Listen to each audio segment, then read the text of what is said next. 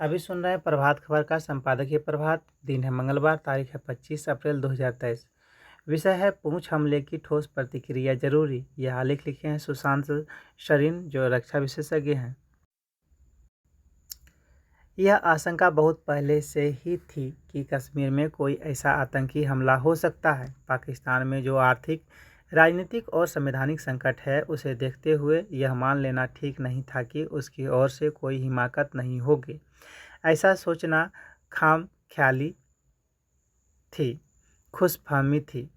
पाकिस्तान के लिए एक तरफ से यह ज़रूरी हो गया था कि भारत को जताया जाए कि पाकिस्तान ऐसे हमले करने में सक्षम है। स्वाभाविक रूप से वे युद्ध तो नहीं चाहेंगे, क्योंकि उसके लिए अर्थव्यवस्था और अन्य स्थितियां ठीक ठाक होनी चाहिए। पर वे यह भी नहीं चाहते कि भारत यह सोचे कि अब पाकिस्तान की ऐसी औकात नहीं रही कि वह भारत के अंदर कुछ कर सके, तो वे हमें जलते हुए देश रखेंगे, भले आगे की आंच धीमी रहे। एक तरफ से पूंछ में हुए हमले को इस नज़रिए से देखना चाहिए। दूसरी बात यह है कि आगे भी ऐसे हमलों की आशंका को खारिज नहीं किया जा सकता है। भले हम वैसे हमलों को G20 की बैठकों के संदर्भ में देखें या शंघाई संगठन की बैठक, यानी जिसमें विदेशी मंत्री समेत पाकिस्तानी प्रतिनिधिमंडल के आने की बात हो रही है, से जोड़कर देखें। पर ऐसी घटनाओं को सामरिक दृष्टि से देखना होगा, जिसका उल्लेख मैंने पहले किया है। पाकिस्तान कुछ न कुछ करता रहेगा, उसके मायने क्या निकाले जाएंगे, वह बहस अलग है। जहाँ तक पूंछ हमलों से इस्तेमाल हथियारों या हमले के तरीके की बात है, तो ऐसा पहली बार नहीं हुआ। कहा जा रहा है कि बख्तरबंद गाड़ी को भेदने वाले गोलियों का इस्तेमाल हुआ है। ऐसा पहले भी हुआ है। यह भी कहा जा रहा है कि ऐसी गोलियां चलाई गई हैं जो स्टील को भेदने के साथ आग भी लगा देती है। विस्तृत जांच रिपोर्ट आने के बाद ही हमें ठीक से पता चल सकेगा कि असल में इस घटना में क्या क्या हुआ है। जहां तक ऐसे हथियारों और गोली बारूद की बात है, तो RDX की तरह ये भी मिलिट्री ग्रेड हथियार हैं। इसे आधार बनाकर अगर हम पाकिस्तान पर आरोप लगाएं, तो वह बहुत आसानी से इससे मुकरते हुए कह देगा कि वे क्या कर सकते हैं। अमेरिका ने अफगानिस्तान में ढेर सारा असलहा और बारूद रख छोड़ा है, जो किसी तरह आतंकियों के हाथ लग गए हैं। वे यह भी कह सकते हैं कि पाकिस्तान खुद ऐसे हमलों का भुक्तभोगी है और उनके यहाँ भी कई दहशतगर्द गुट सक्रिय हैं। ऐसे कई मामले हैं जिनमें इस्तेमाल RDX का स्रोत पाकिस्तान था, पर उसने इसे नहीं माना। यह हमला घात लगाकर किया गया है। जब भी किसी सैनिक वाहन का मूवमेंट होता है, तो उसका एक प्रोटोकॉल होता है। इस मामले में शायद इसका ठीक से ध्यान नहीं रखा गया। इसे नज़रअंदाज भी कर दें तो कई बार ऐसा होता है कि जब घात लगाकर हमला होता है, तो सैनिक भी पलटकर जवाब देते हैं। यह सब कुछ मिनटों में ख़त्म हो जाता है। ऐसे हमलों में कुछ सैनिक शहीद हो सकते हैं या घायल हो सकते हैं तथा दहशतगर्द भाग निकलते हैं। कई बार यह भी होता है कि मंशा न होने के बावजूद नुकसान अधिक हो जाता है। मैं यह नहीं कह रहा हूँ कि इस मामले में ऐसा हुआ है, क्योंकि अभी कुछ कह पाना संभव नहीं है। बताया जा रहा है कि ट्रक पर दहशतगर्दों ने ग्रेनेड फेंका, जिससे आग लग गई। हो सकता है कि ट्रक के भीतर ऐसी कोई चीज़ हो जिससे आग भड़क गई और वह इतनी तेज़ी से भड़की हो कि सैनिक उसके चपेट में आ गए हों। अभी हम संभावनाओं पर ही बात कर रहे हैं, पर इसे भी हम मद्देनज़र ना रखें और रखना भी नहीं चाहिए, क्योंकि अहम बात यह है कि एक हमला हुआ है और उसकी प्रतिक्रिया क्या होगी। जहाँ पर यह घटना हुई है वह नियंत्रण रेखा के करीब है। ऐसे में संभव है कि हमलावर उस पार भाग चुके हों। इसका मतलब यह है कि अगर उनकी खोजबीन स्थानीय स्तर पर होगी तो बहुत संभव है कि वे लोग हाथ न आएं। हाँ, यह ज़रूर है कि आप उनके नेटवर्क का पता कर सकते हैं। स्थानीय स्तर पर किसने मदद की, किसने पनाह दी, यह जाना जा सकता है। लेकिन इसके बाद जो करने के लिए बचता है वह यही है कि आप सरहद पार, जहां से यह हमला नियंत्रित हुआ है, वहां पर कोई कार्रवाई करें। लेकिन वैसा करने में कुछ कूटनीतिक और राजनीतिक अड़चनें आ जाती हैं। ऐसे में अब सरकार को सोचना है कि इस आतंकी हमले की जो प्रतिक्रिया होगी वह कैसी होगी, कब होगी और किस तरह की होगी। पर हमें यह बात समझनी होगी कि वैसी प्रतिक्रिया हुई भी तब भी इस तरह के हमले होते रहेंगे। इसकी वजह से यह है कि पाकिस्तान भारत को परेशान करने के अपने रवैये में सुधार नहीं करेगा। यह भी रेखांकित करना जरूरी है कि कश्मीर में सुरक्षा व्यवस्था काफ़ी पुख्ता है। जब मैं यह कह रहा हूँ तो इसका मतलब यह नहीं है कि वहाँ हमले नहीं होंगे। ऐसे हमले होंगे, पर वहाँ स्थिति बहुत हद तक सामान्य है। देश में दिल्ली, मुंबई, कोलकाता समेत ऐसी कई जगह हैं जहां सुरक्षा के इंतजाम शायद उतना पुख्ता नहीं है जितना कश्मीर में है। कश्मीर की तुलना में इन जगहों पर अधिक हादसे होते हैं।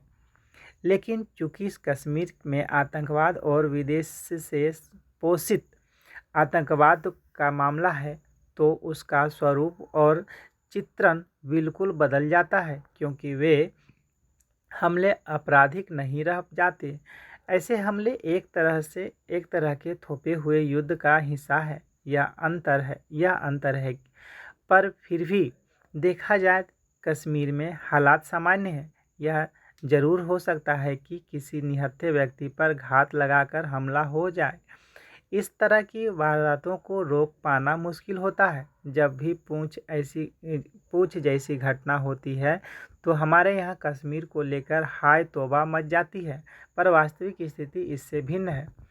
मुख्य बात यह है कि जब इस तरह के आतंकी हमले होते हैं और जिनमें साफ तौर पर विदेशी हाथ हैं, तो हमारी प्रतिक्रिया क्या और किस तरह की होती है। मेरे ख्याल से यह तय करना सरकार और सुरक्षा एजेंसियों के लिए अभी ऐसी सबसे ज़रूरी है। साथ ही हमें इस तरह की किसी गलफत में नहीं रहना है कि पाकिस्तान आतंकियों को संरक्षण देने और हमले कराने से बाज आएगा। अगला विषय है लॉजिस्टिक में प्रगति। भारतीय अर्थव्यवस्था से संबंधित विभिन्न मानकों में निरंतर बेहतरी हो रही है। विश्व बैंक की लॉजिस्टिक परफॉर्मेंस इंडेक्स 2023 में 139 देशों में भारत 38वें स्थान पर आ गया है। इस सूचकांक में 2014 में भारत 54वें और 2018 में 44वें स्थान पर रहा था। यह सूचकांक तकनीक और लॉजिस्टिक इंफ्रास्ट्रक्चर में निवेश के आधार पर तैयार किया जाता है। पिछले कुछ वर्षों में भारत ने इन क्षेत्रों में बड़े पैमाने पर निवेश किया है। प्रधानमंत्री नरेंद्र मोदी के नेतृत्व में भारत सरकार ने अक्टूबर 2021 में महत्वाकांक्षी प्रधानमंत्री गति शक्ति परियोजना की शुरुआत की थी, जो आवागमन के विभिन्न माध्यमों का राष्ट्रव्यापी विस्तार एवं विकास करने का राष्ट्रीय मास्टर प्लान है। पिछले साल सितंबर में एक राष्ट्रीय लॉजिस्टिक नीति भी निर्धारित की गई। यह देश की ऐसी पहली नीति है। लॉजिस्टिक नीति की घोषणा के अवसर पर प्रधानमंत्री ने कहा था कि यह नीति 8 वर्षों के लिए कार्यों का परिणाम है। लॉजिस्टिक में औद्योगिक उत्पादन और वितरण में सहायक सभी चीज़ें शामिल होती हैं, जैसे योजना बनाना, भंडारण करना, कामगारों और अन्य संसाधनों का आवागमन, उत्पादित वस्तु को बाजार तक ले जाना आदि।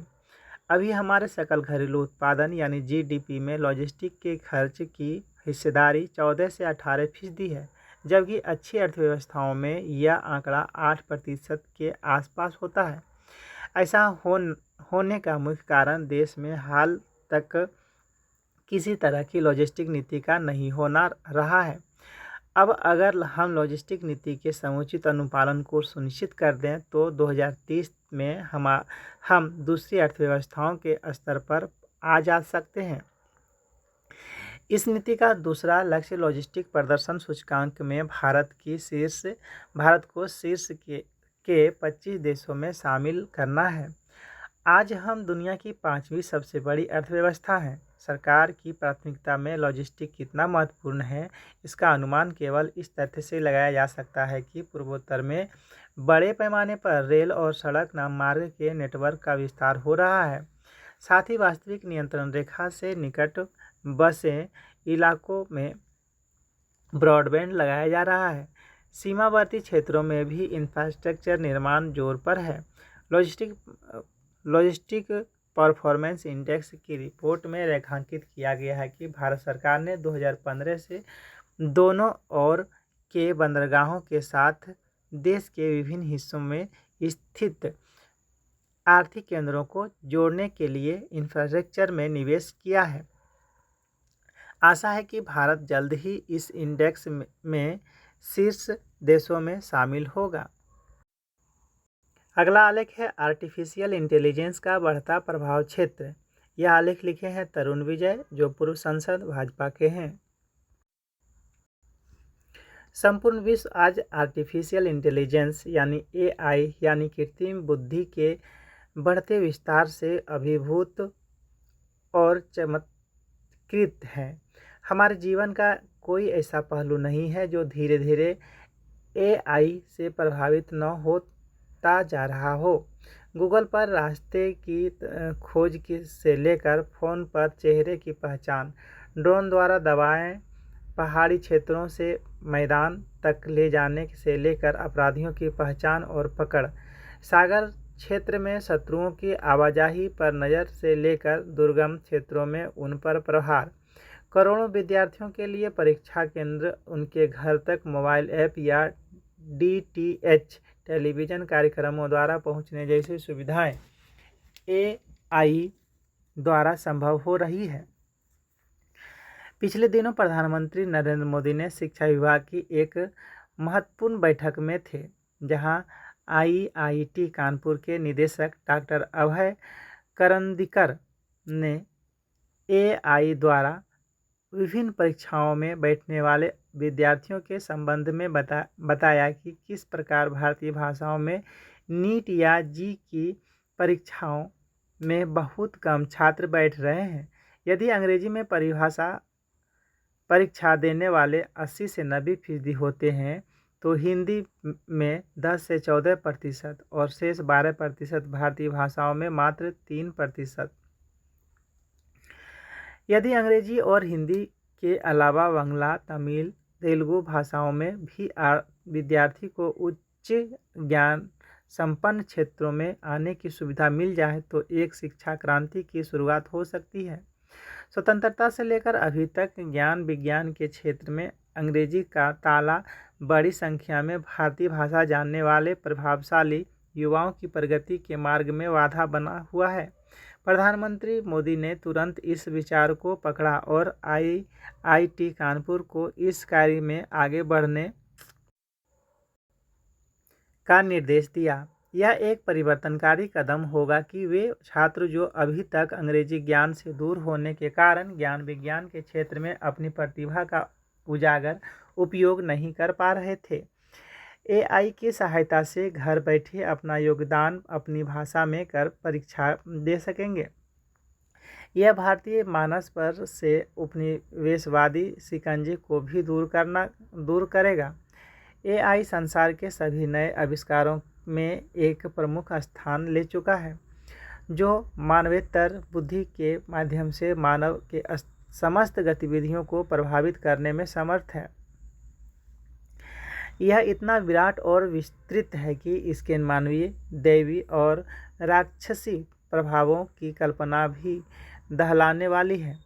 क्या मनुष्य के जीवन को मनुष्य के नियंत्रण से पृथक कर देना हितकारी हो सकता है? क्या हम अपने समस्त क्रियाकलापों को ऐसी शक्ति के हवाले कर सकते हैं जिसमें मानवीय संवेदना न हो, जिसके भीतर डाटा और यांत्रिकी निर्माण लेने की क्षमता तो हो, लेकिन उसमें कोई हृदय न हो? क्या बिना दया, ममता, क्षमा और करुणा से युक्त AI बुद्धि संपन्न, अत्यंत मेधावी और तीक्ष्ण विवेचन क्षमता के रोबोटों को मनुष्य जाति के वर्तमान और भविष्य को प्रभावित ही नहीं बल्कि नियंत्रित करने की अनुमति दे सकते हैं? कल्पना करिए, जब डॉक्टर रोबोट होंगे, न्यायाधीश रोबोट द्वारा संचालित होंगे जो एक दिन में 1,00,000 मुकदमे निपटा सकेंगे, या अपराधियों की सुनवाई AI द्वारा संचालित ऐसी व्यवस्था करेगी जिसमें दंड हेतु विधान की जानकारी होगी, लेकिन परिस्थिति और मानवीय पहलुओं को विचार में लेने की कोई क्षमता नहीं होगी, तो क्या AI के निर्णय सही होंगे? राजनीतिक और संसदीय व्यवस्था भी AI द्वारा प्रभावित होने वाली है। हमारे नेताओं के पास जो जानकारियां आएंगी उनमें करोड़ों ऐसे डाटा भी आने लगे हैं जिनकी विवेचना AI द्वारा अधिक त्वरा और विशेषज्ञता के साथ ही की गई होगी, लेकिन उसमें मनुष्य की स्वाभाविक बुद्धि का कोई हाथ नहीं होगा। क्या वह जानकारी अधिक विश्वसनीय एवं हमारे निर्णयों हेतु उपयोगी मानी जाएगी? उदाहरण के लिए, गूगल द्वारा AI के उपयोग द्वारा विभिन्न भाषाओं के अनुवाद की जो त्वरित व्यवस्था की गई है, उसमें बहुत बार हास्यास्पद एवं गलत अनुवाद मिलते हैं। हाल में अमेरिकी उद्योगपति और टेस्ला के मालिक इलॉन मस्क ने एक पत्र द्वारा इन आशंकाओं को व्यक्त करते हुए विश्वव्यापी बहस को आमंत्रित किया है। प्रधानमंत्री मोदी ने भी एक उत्तरदायी AI की बात की है। वैज्ञानिक खोजों और विज्ञान के जनजीवन पर प्रभाव के अनंत उपयोगों के संदर्भ में भी यही बात की जाती रही है। विज्ञान ने जीवन रक्षक दवाएं भी दी है, तो परमाणु बम भी दिए हैं। यह दुधारी तलवार है। भारत आज AI के क्षेत्र में बहुत आगे बढ़ रहा है। CBSE ने 8वीं कक्षा के अपने पाठ्यक्रम में AI को डाल दिया है, अर्थात अब देश भर में करोड़ों छात्र विद्यालय के स्तर से AI के क्षेत्र में ज्ञान लेना प्रारंभ कर रहे हैं। देश भर के शैक्षणिक संस्थाओं में AI प्रयोगशालाएं स्थापित हो रही हैं। जैसे गुफा युग से मनुष्य पहिए के युग में आते ही बदलने लगा है, और नवीन आविष्कारों की श्रृंखला ने मनुष्य जाति को ही बदल दिया है, उसी प्रकार AI हमें बदलने जा रहे हैं। इससे बचना संभव नहीं है, लेकिन इसके राक्षसी प्रभावों को नियंत्रित करने हेतु अभी से सोचना बेहद जरूरी है। अगला आलेख है शौक के साथ जिंदगी खुशनुमा। यह आलेख लिखे हैं संतोष उत्सुक, जो एक टिप्पणीकार हैं। हमारे एक सहकर्मी ने सेवानिवृत्त होना था। अभी देरी थी, लेकिन सहकर्मियों ने उनसे पूछना शुरू कर दिया था कि सठियाने के बाद क्या करोगे। दोपहर के खाने के समय कोई कहता दुकान खोल लेगा, दूसरा कहता अरे यार, रिटायर होने के बाद कोई परेशानी नहीं होती अगर सोच खुद को व्यस्त और स्वस्थ रखने की हो।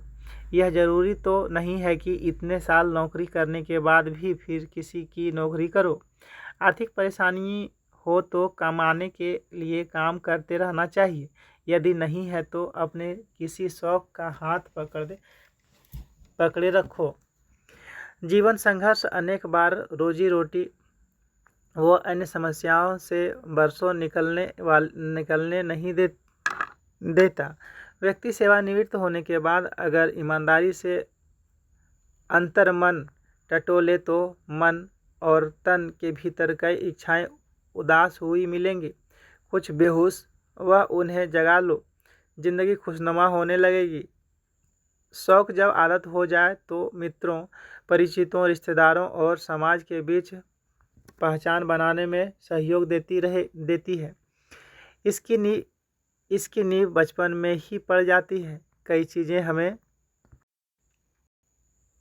विरासत में मिलती हैं। स्कूली शिक्षा के दौरान विद्यार्थियों द्वारा दिखाई जा रही दिलचस्पी और मेहनत में उनकी खास ललक भी शामिल होती है।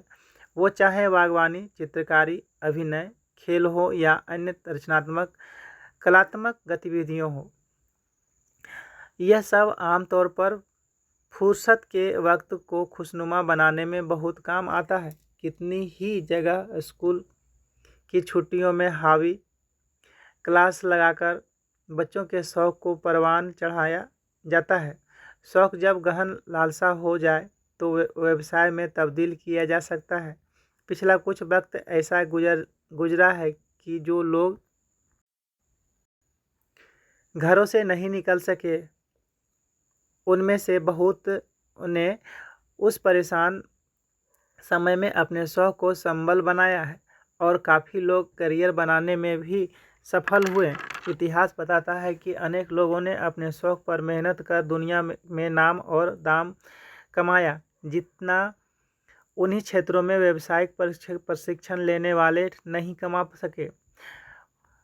अनेक व्यक्तियों ने अपने शौक़ को व्यवसाय बनाकर जिंदगी में सफलता और प्रसिद्धि पाई है। सफल प्रसिद्ध यशस्वी लोग कहते हैं कि बेहतर जिंदगी के नुक्तों में से एक कोई भी शौक़ रखना भी है। कुकिंग, बागवानी, पढ़ना लिखना, चित्रकारी, ट्रेकिंग, साइकिलिंग, संगीत, वर्ड वाचिंग, फोटोग्राफी आदि अनेक शौक़ हैं। विकास के साथ शौक़ में भी बदलाव आया है। शौक़ ऐसा होनी चाहिए जो आपको जीना सार्थक भी करे और संतुष्टि दे। कुछ शौक़ आदमी को इंसान बनाने की कुव्वत भी रखते हैं। सामाजिक विशेषज्ञों ने शौक़ और दिलचस्पियों को अच्छी और बुरी श्रेणियों में बांट रखा है। असली बात यह है कि शौक़ को शौक़ होने से बचाना ज़्यादा ज़रूरी है। अगला आलेख है देश दुनिया से मनुष्य एक दूसरे की मदद करना चाहते हैं।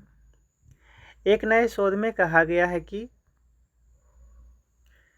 पूरी दुनिया में मनुष्य एक दूसरे की मदद करना पसंद करते हैं और वे ऐसी परिस्थितियों में भी मदद करते हैं जिनमें वे सांस्कृतिक, धार्मिक या अन्य भेद के कारण आसानी से ना कह सकते हैं। ऑस्ट्रेलिया की सिडनी यूनिवर्सिटी और अमेरिका की कैलिफोर्निया यूनिवर्सिटी ने मिलकर यह शोध किया है। शोध में छोटी छोटी मदद जैसे खाना पकाने आदि में लोगों द्वारा एक दूसरे से मांगी गई मदद पर हाँ या ना कहने की बारंबारता का अध्ययन किया गया। शोधकर्ताओं ने पाया कि जब भी मदद का दायरा स्पष्ट था, लोगों ने ज़्यादा हाँ में जवाब दिया। सिडनी यूनिवर्सिटी के सेंटर फॉर लैंग्वेज रिसर्च में प्रोफेसर निक एनफील्ड के नेतृत्व में हुए इस अध्ययन का निष्कर्ष है कि विभिन्न संस्कृतियों के लोग भले ही अलग प्रतीत होते हैं, लेकिन अंदर से वे बहुत कुछ एक जैसे हैं। एनफील्ड कहते हैं कि कभी कभार जब लोग काम करने से मना करते हैं तो वे बताते हैं कि उन्होंने ऐसा क्यों किया। एक दूसरे की मदद करने की यह प्रकृति और मनसा करने का पर कारण बताने की प्रवृत्ति तमाम संस्कृतियों में एक जैसी है। शोधकर्ताओं ने पाया कि जब लोगों ने मदद से इनकार किया तो 74% मामलों में उन्होंने इनकार की वजह भी बताई, जिसके आधार पर निष्कर्ष निकाला कि अगर लोग एक दूसरे की मदद नहीं कर पा रहे हैं तो उसकी कोई न कोई वजह होती है। जब लोग मदद करते हैं तो वे कारण नहीं बताते कि वे क्यों मदद कर रहे हैं। सिर्फ 4% मामलों में ऐसा पाया गया है कि लोग लोगों ने कारण बताकर एक दूसरे की मदद की। शोधकर्ता कहते हैं कि इस शोध के नतीजे महत्वपूर्ण हैं क्योंकि इससे सहयोग और संपर्क के ताने-बाने को समझने में मदद मिलती है। अगला आलेख है आत्महत्या की बढ़ती दर चिंताजनक। किशोरों किशोरियों के साथ युवा भी आत्महत्या कर रहे हैं। इसकी बढ़ती संख्या चिंताजनक है। नौकरी की चिंता, प्रेम प्रसंग में असफल होने पर व आर्थिक तंगी के कारण युवा आत्महत्या कर रहे हैं। छात्र परीक्षा में असफल होने पर अपनी जीवन लीला समाप्त कर लेते हैं। इसके लिए परिजनों को सचेत होना होगा। छात्रों पर अपने सपनों का बोझ नहीं डालना चाहिए क्योंकि असफलता में ही सफलता का मार्ग छिपा होता है। जीवन में कई तरह की समस्याएं आती हैं जिनसे लड़ना चाहिए क्योंकि आत्महत्या किसी भी समस्या का समाधान नहीं है। अगला आलेख है शराब के धंधेबाजों पर कसें नकेल। शराब के धंधेबाजों पर कसें नकेल। पिछले दिनों मोतिहारी में जहरीला पेय पदार्थ पीने से लगभग 40 लोगों की मौत हो गई। इससे शराबबंदी कानून पर विपक्षी दलों ने सवाल उठाने शुरू कर दिए। यह बात सच है कि शराब के धंधेबाज सूबे में सक्रिय हैं। शराब के कारोबार के फलने फूलने में पुलिस भी भूमिका निभा रही है। इसलिए शराबबंदी में सेंध लगाने वालों पर सख्त कार्रवाई करने की आवश्यकता है। धंधेबाजों का मनोबल इतना बढ़ गया है कि वे उत्पाद विभाग व पुलिस पर हमला करने से भी बाज नहीं आ रहे हैं। अगला आलेख है जीवन एक उपहार। एक दिन एक शिष्य भिक्षा मांगने गया। दिन भर दर दर घूमने के बाद भी उसे कुछ प्राप्त नहीं हुआ तो रात को थका मांदा भूखा वह गुरुजी के पास लौट आया। भिक्षा के कुछ न मिलने के कारण उसे भगवान पर बहुत क्रोध आ रहा था। उसने गुरुजी से कहा कि आज के बाद मैं आजीविका के लिए कभी भगवान पर आश्रित नहीं रहूँगा। आप सदा मुझसे कहते हैं कि परमात्मा के सम्मुख समर्पण करें तो हमें हमारी ज़रूरत की प्रत्येक वस्तु मिलेगी। तो फिर आज जब मैं बाहर भिक्षा मांगने गया था तब परमात्मा कहाँ था? यदि वो मुझे एक समय का भरपेट भोजन नहीं दे सकता तो उस पर आश्रित रहना मेरी ही बेवकूफ़ी होगी। कुछ मिनटों के लिए गुरुजी मौन रहे। फिर उन्होंने शिष्य से पूछा, अच्छा यदि मैं तुम्हें 1 लाख रुपये दे दूं तो तुम क्या तुम मुझसे अपनी आंखें दे दोगे? यह क्या मजाक है? मैं अंधा हो जाऊंगा। इसके लिए कोई भी तैयार नहीं होगा। अच्छा चलो आँख छोड़ो, जीभ दे दूं तो मैं बोलूँगा कैसे? चलो ठीक है, तो मुझे अपना हाथ दे दो और वो भी न हो तो एक पाँव दे दो। शिष्य ने तपाक से उत्तर दिया, यह शरीर अनमोल है, कौन इसके किसी भी भाग को रुपयों के बदले बेचेगा? गुरु ने कहा, ठीक कहते हो, यह शरीर अनमोल है। अब कभी न भूलना कि परमात्मा ने इसे तुम्हारे उपहार स्वरूप दिया है। यह जानते हुए तुम उन पर दोषारोपण कैसे कर सकते हो? उन्होंने तुम्हें यह अनमोल शरीर इसलिए नहीं दिया कि तुम आलसी बनकर पड़े रहो, अपितु इसलिए कि तुम परमात्मा के प्रेम पूर्ण विश्वास सहित उसका पुरुषार्थ के सदुपयोग करो। कर्म किए बिना जीवन में किसी भी लक्ष्य की प्राप्ति की आशा करना व्यर्थ है।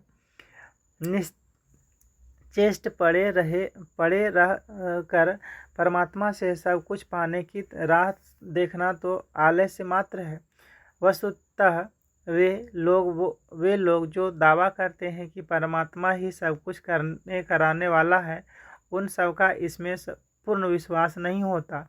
जब आजीविका के लिए कर्म की बात आती है तो वे सारा दायित्व परमात्मा को सौंप देंगे, परंतु भूख लगने पर यही लोग येन क्रेन प्राक्रेन पेट भरने का प्रयास करेंगे। इसी के साथ आज का संपादकीय प्रभात समाप्त होता है।